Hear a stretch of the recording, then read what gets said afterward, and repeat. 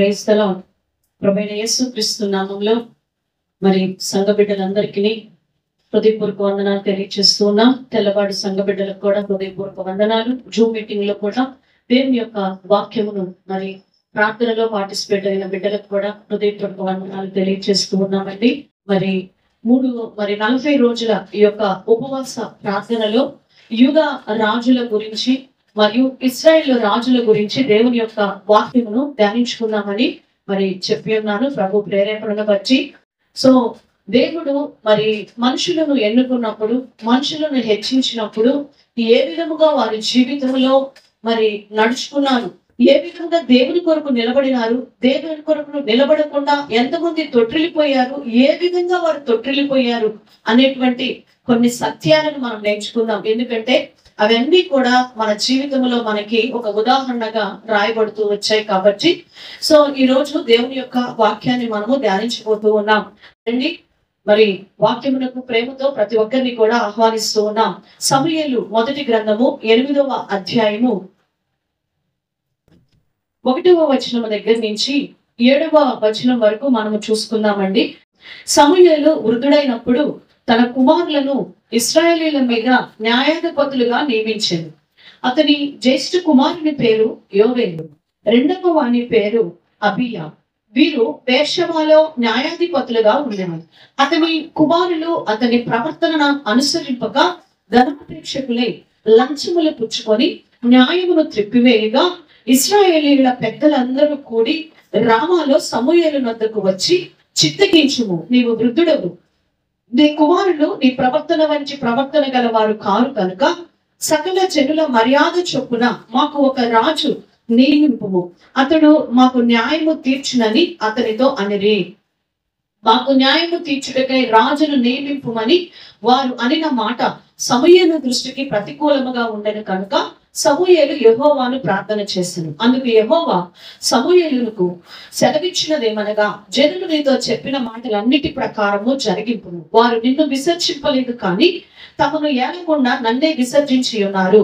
చూడండి, ఇశ్రాయేలు ప్రజలను దేవుడు ఐగుప్తు బారి నుండి, ఐగుప్తు తెగుల నుంచి, ఐగుప్తు బానిసత్వం నుంచి ఇశ్రాయేలు ప్రజలను విడిపించి ఎర్ర సముద్రమును పాయలు చేసి వారిని ఆరిన నేల మీద నడిచినట్లుగా చక్కగా నడిపించుకొని వచ్చి అరణ్యంలో వారిని ఎంతగా పోషించినాడు అంటే వారి వస్త్రములు పాతగిలలేదంట, వారి కాళ్ళు వాపు రాలేదని దేవుని వాక్యం చెప్తూ ఉన్నది. వారికి ఆహారము కొదువు లేకుండా మరి దేవదూతలు తినేటువంటి మన్నాను ఇచ్చి ఆ విధముగా ఇశ్రాయేలు ప్రజలకి చుట్టూతో కూడా కంచె వేసి పగలు మేఘస్తంభముగా రాత్రి అగ్నిస్తంభముగా దేవుడు వారికి తోడుగా ఉండి వారిని నడిపిస్తూ వచ్చినారు. ఆ తర్వాత ఇశ్రాయేలు ప్రజలకు కనాను స్వాస్థ్యముగా ఇచ్చిన తరువాత దేవుడు వారికి న్యాయాధిపతులను నియమించాడు. న్యాయాధిపతులు దేవుని యొక్క వాగ్దానమును బట్టి, యెహోవా వాక్కును బట్టి నడిపించబడుతూ దేవుడు చెప్పిన మాట ప్రకారము చక్కగా ఇశ్రాయేలు ప్రజలను నడిపించుకుంటూ ఉన్నారు. చుట్టూ ఉన్నటువంటి శత్రువులను జయిస్తూ దేవుని మాటను బట్టి వారు విడుదల పొందుతూ ఉన్నారు. అయితే మరి సమూయేలు యొక్క కుమారులు చెడ్డవారిగానే మనం చూస్తూ ఉన్నాం, వారు మంచివారిగా లేరు. సమూయేలు న్యాయాధిపతి తర్వాత తన కుమారులు న్యాయాధిపతి చేసినాడు, కానీ వారు న్యాయమును త్రిప్పివేసేటువంటి వారిగా ఉన్నారంట. అయితే అప్పుడు ఇశ్రాయేలు ప్రజలు ఏమడగాలి? సమూయేలు గారితోటి, మీ పిల్లలు ఇలాంటి చెడ్డవారిగా ఉన్నారు, ఇలాంటి వ్యక్తి మాకు న్యాయాధిపతి అయితే మేము ఎలాగా జీవించగలుగుతాము, మాకు మరొక న్యాయాధిపతిని ఇవ్వండి అయ్యా అని అడిగినట్లయితే బాగుండేది. కానీ వాళ్ళు ఏమడుగుతున్నారంటే, చుట్టూ ఉన్నటువంటి రాజ్యాలను, రాజులను చూచి మాకు కూడా సర్వలోక మర్యాద చొప్పున అందరికీ రాజు ఉన్నట్లుగా మాకు కూడా ఒక రాజు కావాలి అని అడిగారండి. ఒక రాజు కావాలని అడిగినప్పుడు దేవుడు వారి యొక్క ప్రార్థనని విన్నాడు. సమూయేలు కూడా విన్నాడు. విని దేవుని దగ్గర చెప్పినప్పుడు దేవుడు అంటూ ఉన్నాడు, వారు నిన్ను విసర్జించలేదు. ఎవరిని విసర్జించారు? నన్ను విసర్జించారు. వారిని ఏలటానికి ఒక రాజుని వారు కోరుకున్నారు. సరే, వారు కోరుకున్నట్లుగా ఒక రాజుని నేను వారికి పెడతాను. అయితే ఆ రాజు వారికి ఉంటే ఆ రాజు వారికి ఎలాంటి బానిసత్వంలోనికి నడిపిస్తాడో అది కూడా వారికి చెప్పు అని చెప్పినప్పుడు అక్కడ సమూయేలు గారు చెప్తాడు, మిమ్మల్ని ఏలబోయే రాజు ఎలాగ ఉంటాడు అంటే 11వ వచనంలో చెప్తాడు, ఇలా కూడా చెప్పెను, మిమ్మల్ని ఏలబోవు రాజు ఎట్టివాడగుననగా అతడు మీ కుమారులను పట్టుకొని తన రథములను తోలుటకును తన గుర్రములను కాపాడుటకును వారిని ఉంచుకొనును. కొందరు అతని రథముల ముందర పరిగెత్తుదురు, మరియు అతడు వారిని తన సైన్యములో సహస్రాధిపతులుగాను పంచదశాధిపతులుగాను నియమించును. తన భూములను దున్నుటకును వాటి పంటను కోయుటకును తన యుద్ధాయుధములను తన రథముల సామానులను చేయుటకును వారిని ఏర్పరచుకొనెను.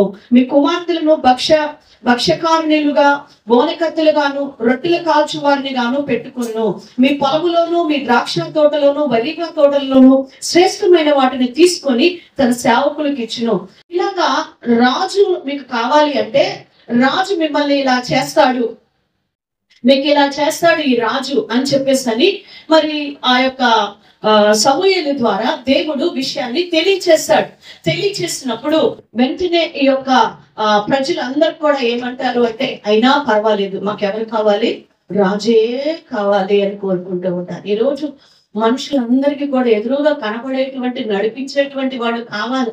అందుకే చాలా మంది మనుషుల మీద ఆధారపడుతూ ఉంటూ ఉంటారు, మనుషుల్ని వెంబడిస్తూ ఉంటూ ఉంటారు, లేదా ఒక రూపాన్ని తయారు చేసుకొని వాళ్ళని వెంబడిస్తూ ఉంటారు. వారు ఎంత కష్టపెడతారో దేవుడు విషయాన్ని తెలియచేసినప్పటికీ కూడాను వారు ఎవరు కావాలని కోరుకుంటున్నారు, రాజే కావాలని కోరుకున్నారు. ప్రియ సంగమా, అలాంటి ఆ దినములలో దేవుడు వారికి సకల జనుల మర్యాద చొప్పున ఒక రాజును నియమించినట్లుగా మనం చూస్తూ ఉన్నాం. మరి ఆ రాజు పేరే సౌలు రాజు. మొట్టమొదటిగా దేవుడు ఎన్నుకున్న రాజు పేరు ఏంటంటే సౌలు రాజుగా మనం చూస్తూ ఉన్నాం. ఇతని గురించి ఈ రోజు మనము కొంత ధ్యానించుకుందాం. మరి ఇశ్రాయేలు ప్రజలు అప్పటికి విభాగించబడలేదు. అందరూ 12 గోత్రాల ఇశ్రాయేలు ప్రజలు అందరూ కూడా కలిసి ఉన్నారు. 12 గోత్రాలు, రూబేను, షిమ్యోను, యూదా, జెబూలూను, ఇస్సాకారు, దాను, గాదు, ఆషేరు, నఫ్తాలి, ఎఫ్రాయిము, మనష్షే, బెన్యామీను, ఇలా 12 గోత్రాల ఇశ్రాయేలు ప్రజలను పరిపాలించడానికి దేవుడు మొట్టమొదటిగా మనం చూసుకుంటే ఇశ్రాయేలులకు మొదటి రాజుగా సౌలు రాజుని ఎన్నుకున్నాడు. ఎవరిని ఎన్నుకున్నాడండి? సౌలుని రాజుగా ఎన్నుకున్నట్లుగా చూస్తున్నాం. ఇతను రెండవదిగా ఇతను మనం చూస్తే ఒక బెన్యామీను గోత్రానికి చెందినటువంటి వాడిగా చూస్తున్నాం. చాలా అల్పమైనటువంటి గోత్రము బెన్యామీను గోత్రము. మరి అలాంటి గోత్రములో నుంచి దేవుడు అతనిని ఎన్నుకోవటాన్ని మనం చూస్తూ ఉన్నాం. ఈ రోజు దేవుడు ఎన్నుకోవటానికి పై రూపాన్నో, అందమునో, జ్ఞానాన్నో, తెలివితేటల్లో దేవుడు కోరుకోవట్లేదు, కానీ దేవుడు హృదయాన్ని కోరుకుంటూ ఉన్నాడు. మన అంతరంగములో హృదయంలో నుంచి తగ్గింపు స్వభావము, లేకపోతే మనలో ఉన్నటువంటి దేవుని మీద ఉన్నటువంటి ఆశని దేవుడు చూస్తూ ఉంటాడు. ఎవరి జీవితంలో అయితే మరి వారిని తగ్గించుకునేటువంటి స్వభావం ఉంటూ ఉన్నదో వారిని దేవుడు ప్రేమించే దేవుడుగా ఉన్నాడు. ఇక్కడ సౌలు యొక్క జీవితంలో ఇతను ఒక బెన్యామీను గోత్రమునకు చెందినటువంటి వాడైనప్పటికీ దేవుడు ఇతన్ని రాజుగా ఎన్నుకున్నట్లుగా చూస్తున్నాం. ఇశ్రాయేలు ప్రజలను పరిపాలించడానికి మొట్టమొదట రాజుగా ఎన్నుకున్నాడు. ఇతని తండ్రి గురించి మనం చూస్తే ఈయన తండ్రి పేరు కీషు రాజు. ఏంటంటే ఇతని తండ్రి పేరు ఏంటంటే కీషు. ఈ కీషు ఇతను భాగ్యవంతుడు అని దేవుని వాక్యం సెలవిస్తూ ఉన్నది. చూడండి 9వ అధ్యాయములో, సమూయేలు మొదటి గ్రంథములోనే 9వ అధ్యాయములో మొదటి వచనములు మనం చూస్తూ ఉన్నాం. అఫియాకు పుట్టిన వెకోరాతు కుమారుడైన సెరోరుకు జననమైన అబీయేలు కుమారుడకు కీషు అను బెన్యామీనీయుడు ఒకడుండెను. కీషు భాగ్యవంతుడకు ఒక బెన్యామీనీయుడు. అంటే సౌలు రాజు యొక్క తండ్రి ఒక భాగ్యవంతుడిగా మనం చూస్తూ ఉన్నాం, ఒక ధనవంతుడిగా మనం చూస్తూ ఉన్నాం. ప్రియ దేవుని బిడ్డలారా, ఈ రోజు ధనం ఉండటము తప్పు కాదు, కానీ ధనమును ప్రేమించటము తప్పండి. ధనాపేక్ష సమస్త కీడులకు మూలము అని దేవుని వాక్యము సెలవిస్తా ఉన్నది. చాలా మంది ధనవంతులుగా ఉంటే పరలోకము వెళ్ళరు అంటారు. ధనం ఉంటే పరలోకం వెళ్ళము కాదండి. ధనాన్ని ఎవరైతే ప్రేమిస్తారో వారు దేవుని రాజ్యములోనికి వెళ్ళలేరు. వారి ప్రార్థన దేవుడు అంగీకరించడు అని దేవుని వాక్యం చెప్తూ ఉన్నది. ఇంకా 4వ విషయానికి మనం చూసినట్లయితే ఇతను బహు సౌందర్యవంతుడు అని 2వ వచనంలో చూస్తున్నాం. అతనికి సౌలు అను ఒక కుమారుడు ఉండెను. అతడు బహు సౌందర్యము గల యవ్వనుడు. ఇశ్రాయేలీయులో అతని పాటి సుందరుడు ఒకడును లేడు. అతడు భుజములు మొదలుకొని పైకి ఇతరుల కంటే చాలా ఎత్తు కలిగిన వాడంట. సౌలు ఎలాగున్నాడంటండి? చాలా అందముగా ఉన్నట్లుగా చూస్తూ ఉన్నాం. చాలా అందగాడుగా సౌలును మనం చూస్తూ ఉన్నాం. అవును, మన దేవుడు కూడా సౌందర్యాన్ని కోరుకుంటున్నాడు. నీ ప్రియుడు నీ సౌందర్యమును కోరుతున్నాడు. అది శరీర సంబంధమైనటువంటి సౌందర్యము కాదు, కానీ ఆత్మ సంబంధమైనటువంటి సౌందర్యాన్ని నీ ప్రియుడు కోరుకుంటూ ఉన్నాడు. ప్రియ సంగమా, ఈ రోజు నీ జీవితంలో ఆత్మ సంబంధమైనటువంటి సౌందర్యము నీకున్నదా? అందము మోసకరము, సౌందర్యము వ్యర్థమంటున్నాడు దేవుడు. శరీర సంబంధమైనటువంటి సౌందర్యము వ్యర్థము, ఆత్మ సంబంధమైనటువంటి సౌందర్యము దేవునికి ఇష్టము. ఈ రోజు నీ అంతరంగమును దేవుడు ప్రేమిస్తున్నాడు. అది ఎంత సుందరముగా ఉన్నదో దేవుడు చూస్తూ ఉన్నాడు. ప్రియ సంగమా, ఈ రోజు నువ్వు ఎలా ఉన్నావో పరిశీలన చేసుకో. 5వ విషయాన్ని మనం గమనించినట్లయితే, ఈ సౌలు తండ్రికి విధేయుడైనటువంటి కుమారుడుగా చూస్తూ ఉంటాం. ఆ 9వ అధ్యాయంలోనే 3-4 వచనాలు మనం గమనించినట్లయితే, ఆ కీషు తండ్రికి ఉన్నటువంటి కొన్ని గాడిదలు తప్పిపోతే ఆ గాడిదలను వెతకమని తన కుమారుడిని అడిగినప్పుడు ఆ సౌలు ఒక్క మాట కూడా మాట్లాడకుండా తండ్రి మాటకి విధేయత చూపించి తప్పిపోయినటువంటి గాడిదలను వెతకటానికి వెళ్తాడండి. ఎక్కడ ఎదురు తిరిగి మాట్లాడదు. నాన్న, మనం చాలా ధనవంతులం కదా, మనకి చాలా గాడిదలు ఉన్నాయి కదా, ఇంకా ఎన్నో పశువులు ఉన్నాయి కదా, ఆఫ్టర్ ఆల్ పోయిన ఆ గాడిదల కోసం నన్ను వెళ్ళమంటావేంటి, పనుల్ని పంపించవచ్చు కదా, నేనెందుకు వెళ్ళాలి అని ఎక్కడా కూడా మాట్లాడలేదండి. ప్రియ సంగమా, ఈ రోజు దేవుని యొక్క వాక్యం మనకి సెలవిస్తూ ఉన్నది. నీ జీవితంలో నువ్వు కూడా నీ తండ్రికి విధేయత చూపించుచున్నావా?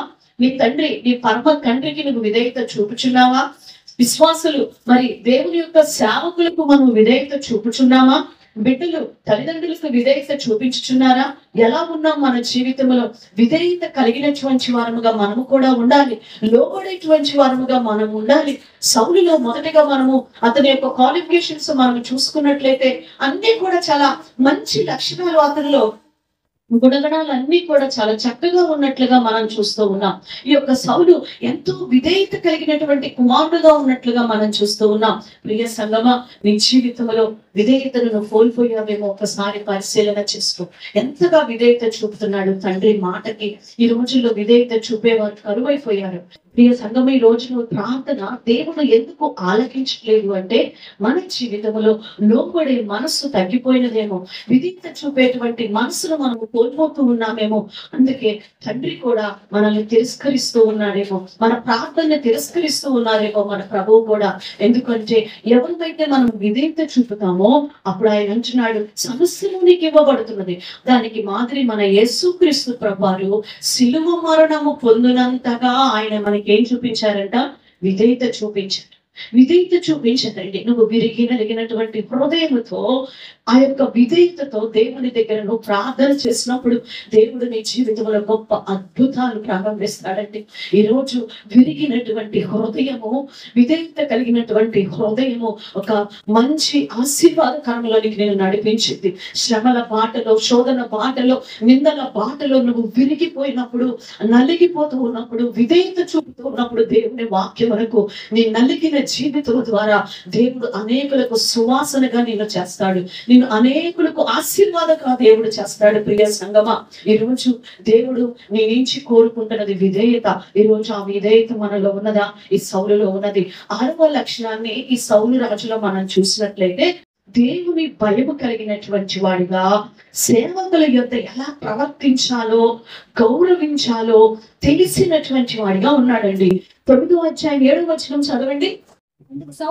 అందుకు సౌలు, మనము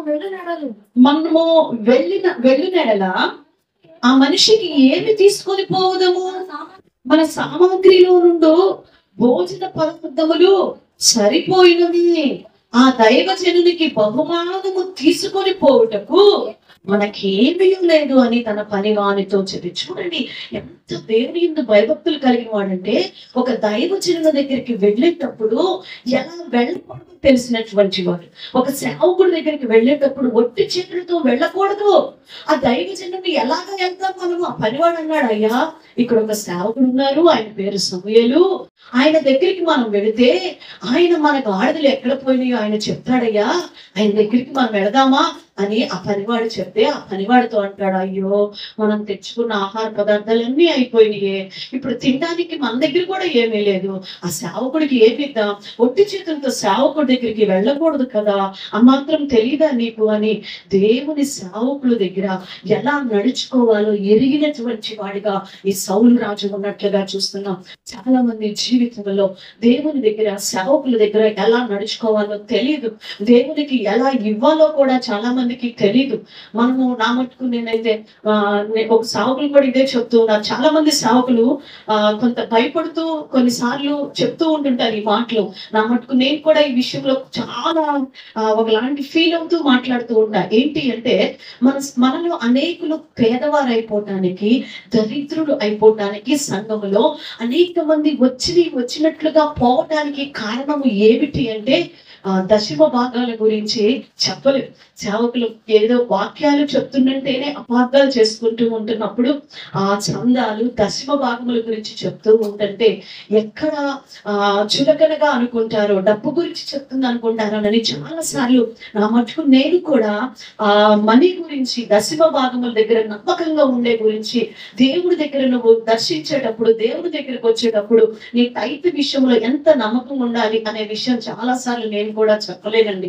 ఎందుకంటే ఎక్కడ చులకనగా అనుకుంటారో, ఎక్కడ తప్పుగా అనుకుంటారో అనేటువంటి కొంత బిడియం అనేది నా జీవితంలో కూడా ఉన్నది. అది నేను యథార్థంగా ఒప్పుకుంటున్నాను. కానీ సంగమా, ఈ రోజు ఆ స్థితిలో ఉండటానికి కారణం ఏమిటి అంటే ఈ సౌలు రాజుకి ఉన్నటువంటి ఆ మనస్సు నీకు లేదు. సేవకుల దగ్గరికి వెళుతున్నప్పుడు వట్టిగా వెళ్ళకూడదు. దేవుని మందిరములకు వెళుతున్నప్పుడు ఆయన వద్దిల్లిన కొలది, దశభాగం కూడా కాదు, వద్దిల్లిన కొలది. ఇంకా ఎక్కువ వస్తుండే, నీకు ఇంకా ఎక్కువ వస్తుండే, ఎక్కువ వచ్చే కొద్దికి దేవునికి ఇవ్వమంటున్నాడు. ఎవ్రీ మంత్ నీ టైత్ తీస్తున్నావా? ప్రతి నెల నీ దశమ భాగము దేవునికి ఇస్తున్నావా? సేవకుల దగ్గరికి వెళ్తున్నప్పుడు, దేవుని దగ్గరికి వెళ్తున్నప్పుడు ఎలా ఉంచున్నాం మనం పరిశీలన చేసుకోవాలి. అంతేకాదు 7వ విషయాన్ని మనం చూస్తే ఈ సౌలు రాజు గురించి మనం చూసుకున్నట్లయితే అతడు దేవుని యొక్క సన్నిధిలో 2 మార్లు అభిషేకించబడిన వాడిగా మనం చూస్తున్నామంట. ఎన్నిసార్లు అభిషేకించబడ్డాడండి? 2 సార్లు అభిషేకించబడ్డాడు. సమూయేలు మొదటి గ్రంథం 10వ అధ్యాయము మొదటి వచనములో ఒకసారి మరి సమూయేలును అభిషేకించడాన్ని మనం అక్కడ చూస్తూ ఉన్నాము. చూడండి, అప్పుడు సమూయేలు పట్టుకొని తైలము పోసి, చూడండి ఒకసారి అభిషేకించడాన్ని సమూయేలు మనం చూస్తున్నాం. రెండవదిగా 11వ అధ్యాయము 15వ వచనములో కూడా జనులందరూ గిల్గాలునకు వచ్చి గిల్గాలులో యెహోవా సన్నిధిని సమాధాన బలులను అర్పించి యెహోవా సన్నిధిని సౌలునకు అభిషేకము చేసరి. సౌలును ఇశ్రాయేలు అందరినూ అక్కడ అంటే 2 సార్లు అభిషేకించబడ్డాన్ని చూస్తున్నాం. అయితే దేవుని వాక్యం ఏం చెప్తుందంటే ప్రతి వ్యక్తి జీవితంలో మన అందరము కూడా ఒక దేవుని బిడ్డలము 3 మార్లు అభిషేకించబడిన వారిగా మనం ఉండాలి. 3 విషయాల్లో మనం అభిషేకించబడిన వారిగా ఉండాలి. ఒకటి, దేవుని చేత పిలిచినప్పుడు దేవుని అభిషేకం. అక్కడ సౌలుని పిలిచాడు, సమూయేలు పిలిచినప్పుడు అభిషేకించినట్లుగా చూస్తున్నాం. 2, దేవుని చేత ఏర్పాటు చేయబడతాం. దేవుని చేత ఏర్పాటు చేయబడినప్పుడు ఆ రాజును మీద కూర్చోబెడుతున్నప్పుడు అభిషేకించాడు. 3వదిగా ఆయన యందు నమ్మకముగా జీవించటం ద్వారా, కనబడుట ద్వారా నువ్వు అభిషేకం పొందుకుంటావు. ఎప్పుడంట మనము నమ్మకముగా జీవించడం. ఇక్కడ మనందరం కూడా ఆల్మోస్ట్ పిలువబడ్డాం, దేవుడు ఏర్పరచుకున్నాడు. ఆయా పనులు దేవుని యొక్క సన్నిధిలో, మందిరంలో కానివ్వండి, సంఘంలో మరి పలు చోట్ల ఆ పనులు చేయడానికి ఏర్పరచుకున్నాడు. అయితే దేవుడు అడుగుతున్నాడు, ఆయన యందు నమ్మకముగా నువ్వు కనబడుతున్నావు. నమ్మకముగా కనబడటం వలన నీకు వచ్చే అభిషేకము లేదు. ఈ అభిషేకము చాలా విలువైనది. ఆ అభిషేకం ఎవరికి ఇస్తున్నాడంటే దేవుడు నమ్మకముగా ఉన్నటువంటి వారికి దేవుడు ఇస్తూ ఉన్నాడు. అయితే ఇక్కడ మనం చూసుకున్నట్లయితే ప్రభు చేత మరి సౌలు మరి 2 సార్లు దేవుని చేత అభిషేకించబడిన వాడిగా మనం చూస్తున్నాం. పిలువబట్టులోను ఏర్పరచబట్టులోను మరి అభిషేకించబడినాడు. అతడు నమ్మకంగా ఉండలేదండి. ఎలా ఉండలేదంట? ఇచ్చినటువంటి విషయంలో నమ్మకత్వాన్ని చూపించలేదు. అందుకే ఆ దేవుడిచ్చే 3వ అభిషేకాన్ని పోగొట్టుకున్నట్లుగా మనం చూస్తూ ఉన్నాం. మరి ఆ యొక్క పనిలో అభిషేకాన్ని పోగొట్టుకున్నటువంటి సౌలుగా చూస్తున్నాం. ఈ రోజు నీ కూడా పిలువబడి ఉండొచ్చు, ఏర్పరచబడి ఉండొచ్చు ప్రియ సంగమా. అయితే నమ్మకంగా ఉంచున్నావా? నీ సంఘములో నువ్వు నమ్మకంగా ఉంచున్నావా? దేవుడు నీకు ఇచ్చిన పనిలో నువ్వు నమ్మకంగా ఉంచున్నావా? కుటుంబంలో నమ్మకంగా ఉంచున్నావా? నీ పిల్లల విషయంలో, తల్లిదండ్రుల దగ్గర అందరము మనము నమ్మకంగా ఉంచున్నామా? ఈ రోజు మనల్ని మనము పరిశీలన చేసుకోవాల్సినటువంటి వారముగా మనం ఉన్నాం. నమ్మకమైన వానికి కలుగు దీవెనలు మెండుని దేవుడు మనకి సేవిస్తా ఉన్నాడు. ప్రియ సంఘమే, ఈ రోజు మనము ఎంతవరకు నమ్మకంగా ఉంచున్నామో పరిశీలన చేసుకోవాలి. ఇతను ఆ నమ్మకములో అభిషేకము పొందలేదు. చాలా విషయాల్లో అపనమ్మకుడిగా అయిపోయాడు. ఏ విషయంలో కొంత అపనమ్మకస్తుడిగా జారిపోయాడని మనం చూస్తే, నెంబర్ 1 నేను ఇంతగా మీతో చెప్పడానికి ప్రయత్నం చేస్తాను. మొట్టమొదటిగా సమూయేలు, మీరు రాసుకోండి, నేను చెప్తాను, చదవద్దు కానీ. సమూయేలు మొదటి గ్రంథంలో 13వ అధ్యాయంలో 8వ వచనం దగ్గర నుంచి 14వ వచనం వరకు మనం చదువుకున్నట్లయితే, అక్కడ సేవకులు చేయవలసినటువంటి పనిని ఈ సౌలే చేసేటాన్ని మనం చూస్తూ ఉంటాం. సమూయేలు మరి చెప్పినట్లు 8వ వచనం ఒక్క మాట చదువుతాను. సమూయేలు చెప్పినట్టు అతడు 7 దినములు ఆగి సమూయేలు గిల్గాలునకు రాకపోవటయు, జనులు తన ఎదురు నుండి చెదిరిపోవటయు చూచి దహన బలులను సమాధాన బలులను నా ఎద్దకు తీసుకుని రమ్మని చెప్పి దహన బలిని అర్పించెను. ఎవరు చేయాల్సిన పని అది? యాజకుడైన సేవకుడు చేయాల్సినటువంటి పని.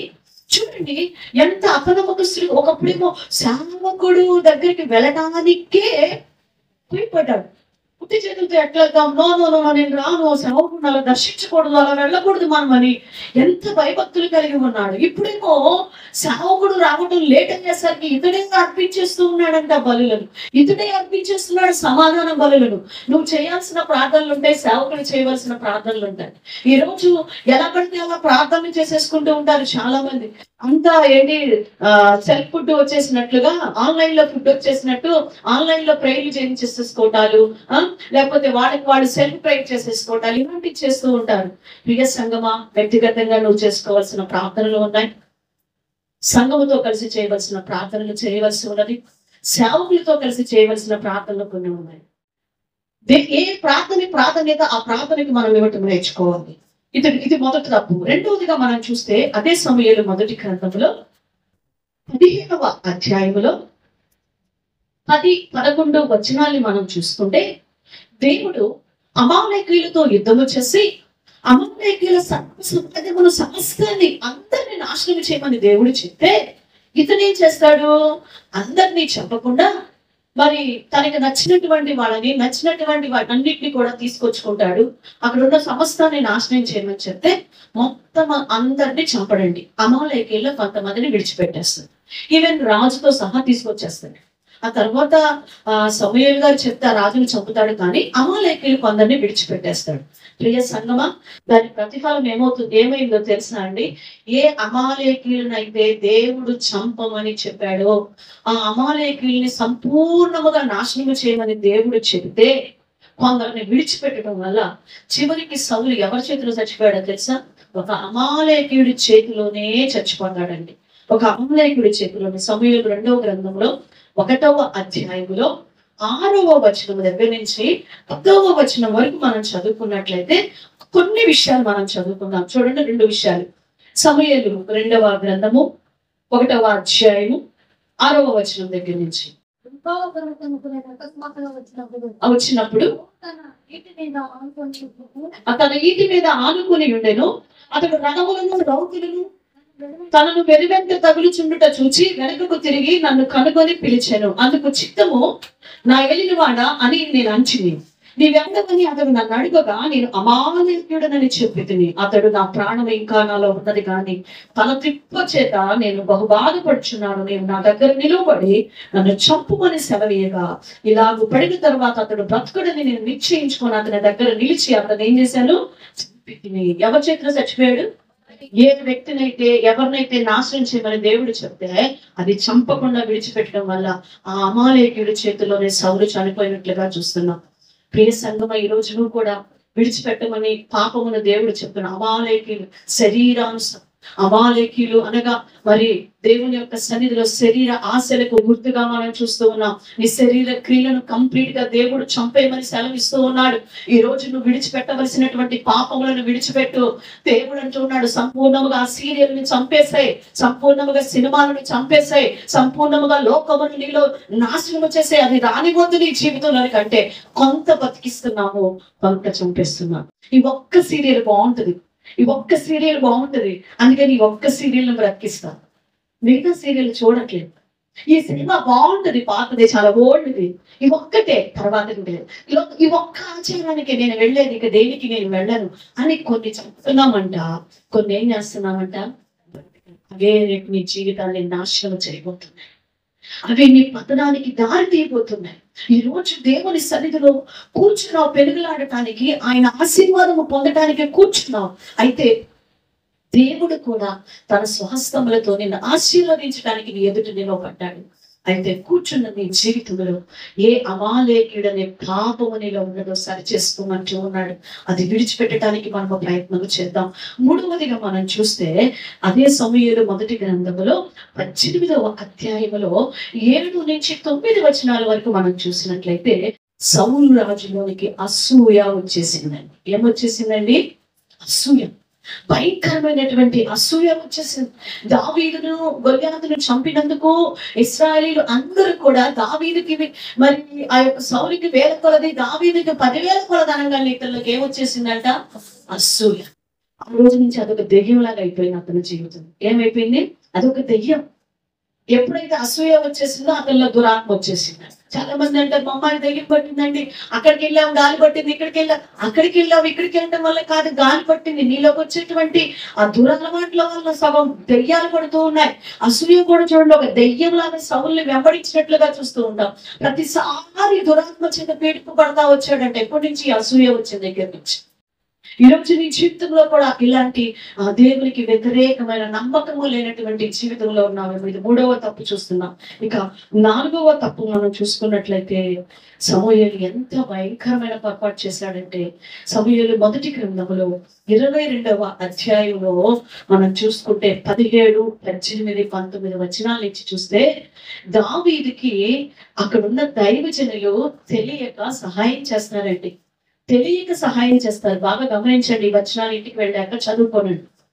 దావీదు సౌలు నుంచి పారిపోయి ఆ సేవకుల దగ్గర ఆశ్రయించినప్పుడు ఆ సేవకులకి తెలియని విషయం, ఎందుకంటే అతడు రాజుగారి అల్లుడు కదా అనేటువంటి ఆ గౌరవంతో అతన్ని చూశాయి, అతన్ని చేరతీశాడు అనేటువంటి విషయము సౌలుకి తెలిసినప్పుడు, వీళ్ళు నాకు శత్రువు అయినటువంటి నా సింహాసనాన్ని తీసుకోవాలనుకున్న దావీదుకి సపోర్ట్ చేశారని చెప్పి అక్కడ ఉన్నటువంటి వారిని సేవకుల్ని చంపమంటే వారు భయపడి చంపరండి.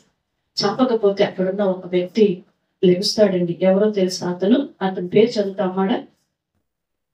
దోయేగు. ఏం పేరండి ఇతని పేరు?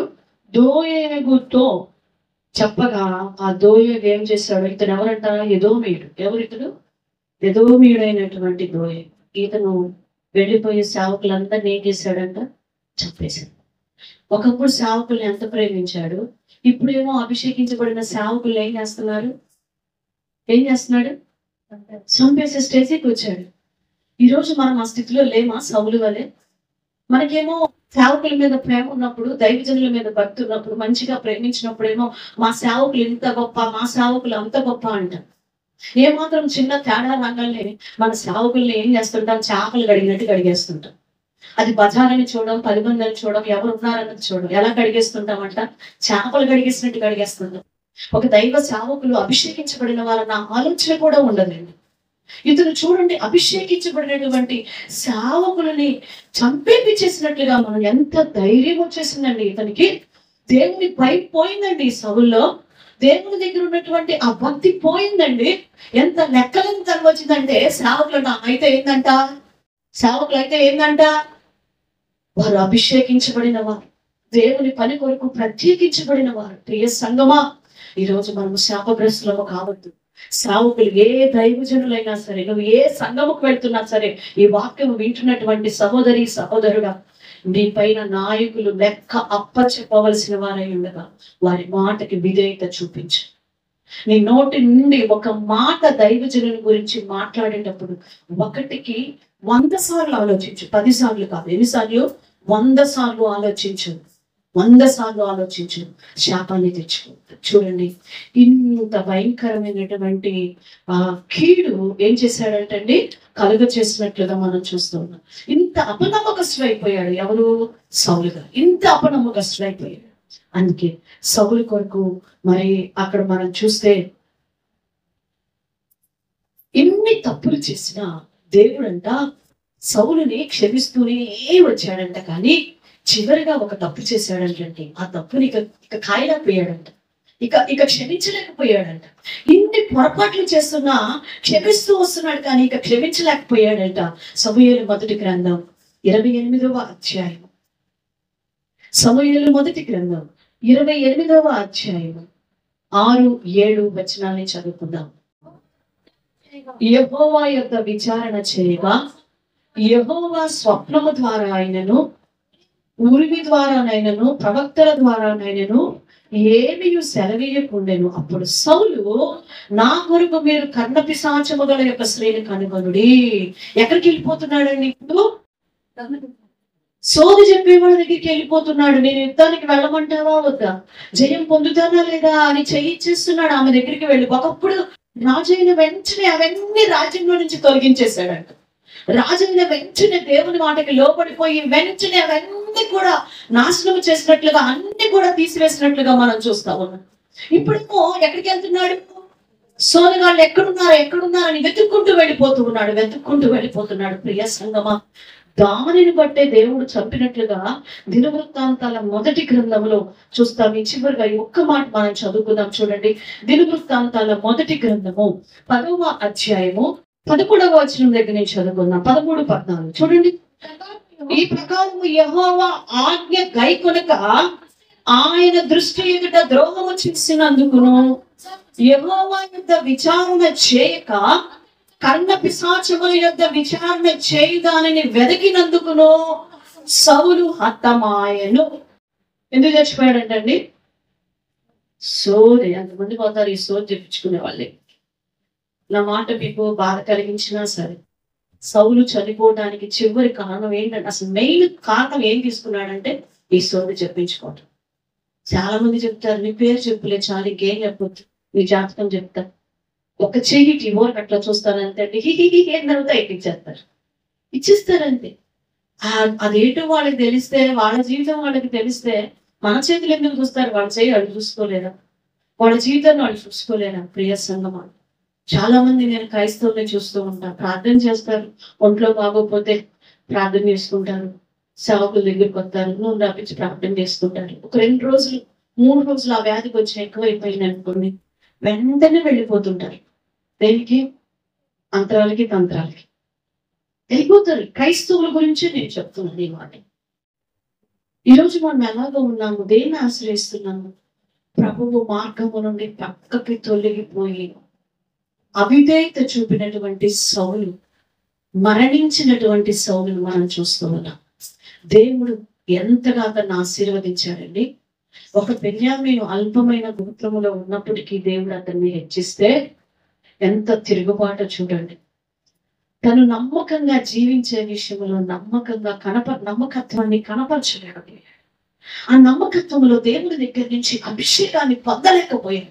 నువ్వు దేవుడి దగ్గర ఎంత నమ్మకంగా ఉంటావో అంతగా దేవుడు నిన్ను అభిషేకిస్తూ ఉంటాడు. ఎంత దేవుని అభిషేకం నీ మీద ఉంటుందో అంత దేవుని కార్యాలు నువ్వు చూడటం ప్రారంభిస్తావు. అంతగా కార్యాలు ప్రారంభిస్తాం. అభిషేకం ఉన్న వ్యక్తికి ప్రార్థన మీద ఆసక్తి, దేవుని వాక్యం మీద ఆసక్తి, దేవుని బిడ్డలతో కలవటం ఆసక్తి, దేవుని సన్నిధిలో మందిరంలో కూర్చోవటం ఆసక్తి.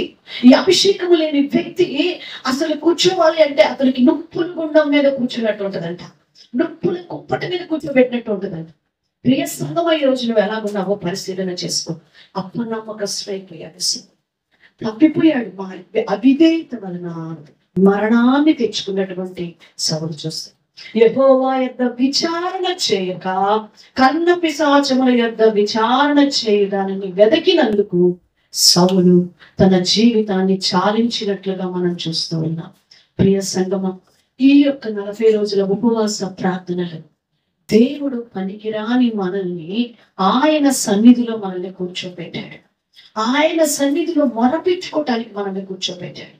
అయితే దేవుని సన్నిధిలో ఎక్కడైనా మనము తప్పిపోయామేమో, ఎక్కడైనా అపనమ్మకస్తులమైపోయామేమో, ఎక్కడైనా సేవకుల్ని దూషించామేమో, ఎక్కడైనా దేవునికి వ్యతిరేకమైన మార్గములు శరీర క్రియలలో వెళ్ళిపోయామేమో, సగము చంపుతూ సగము బ్రతికిస్తూ సగము లోకములో సగము దేవునిలో ఉంటూ దేవుని దగ్గర అపనమ్మకంగా ప్రవర్తించామేమో. మొదట ఈ దినాన్ని మనం పరిశీలన చేసుకుందాం. నువ్వు పరిశీలన చేసుకొని సరి చేసుకుని దేవుని దగ్గర నువ్వు మార్పించినప్పుడు దేవుడు నిన్ను ఉన్నతమైన స్థితిలోనికి దేవుడు తీసుకెళ్తాడు. హల్లెలూయా. మన దేవుడు ఆశీర్వదించే దేవుడు. మన దేవుడు నిన్ను గొప్ప చేసే, నీ జీవితంలో అద్భుతాలు చేసే దేవుడు. నువ్వెక్కడ కృంగిపోవద్దంటున్నాడు, నువ్వెక్కడ భయపడద్దంటున్నాడు దేవుడు.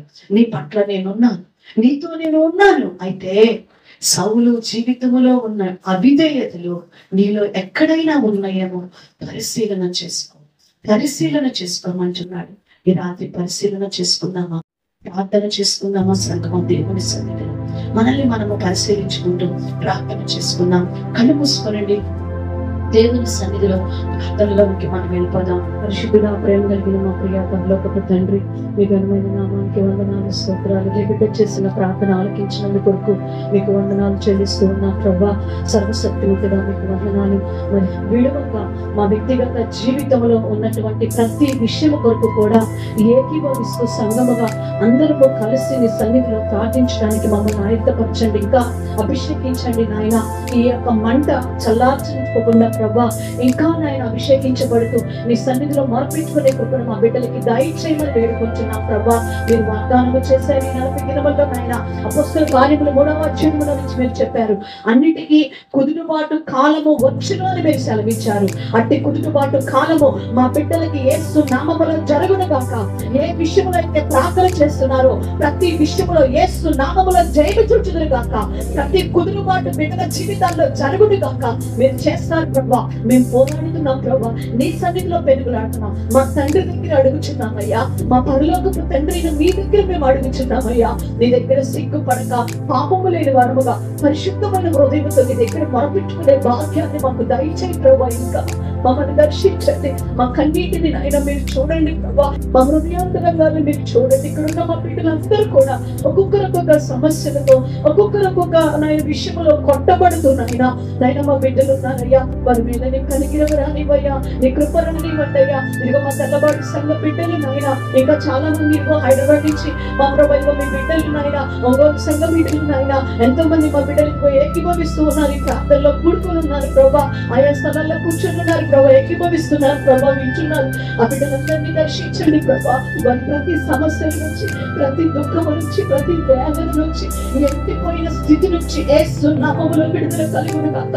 ఆ బిడ్డల్ని కనికరించండి, కృప చూపించండి. ఓడిపోయి ఎండిపోయిన హృదయాలు, డ్రై అయిపోయిన హృదయాలు మాంసము హృదయములుగా మారును గాక. దేవ కృప చూపించమని వేడుకుంటున్నాను. మీ దాసులను కూడా మీరు ప్రేమించి రోజు స్థితిలో ఉంచినందుకు కొరకు స్తోత్రాలు.